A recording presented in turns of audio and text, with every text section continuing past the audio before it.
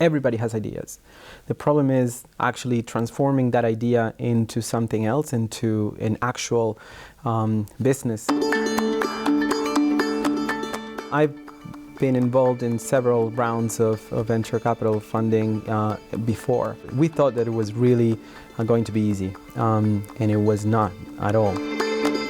There is something called digital health that is something that people believe and understand, but just a few years ago it wasn't that clear. So we had to speak to either tech investors, tech VCs. Their answer was always, I understand what you're trying to do, I like the technology, I like the model, I just don't know anything about clinical trials, so I wouldn't be able to help you or know if you're doing the right things.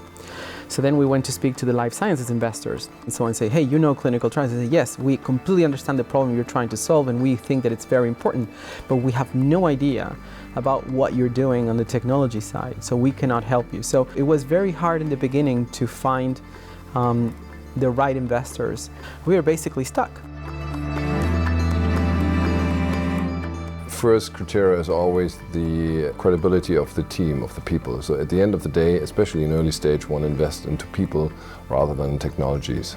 Correlation of good teams and interesting models and markets is fairly high, and a good team is always able to transfer probably not perfect model initially into a successful one.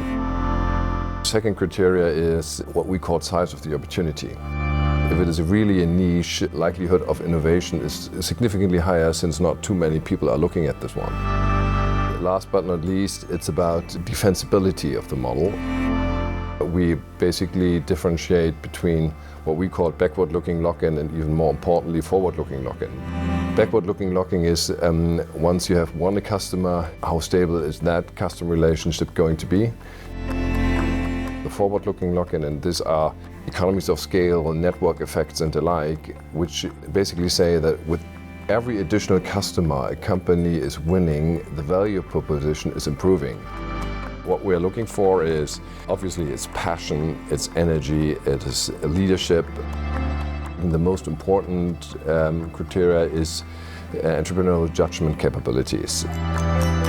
You're always operating in an insecure environment, and as a good entrepreneur you have a mixture from analytics and gut feeling with a higher likelihood than others to pick the right decision in the right direction.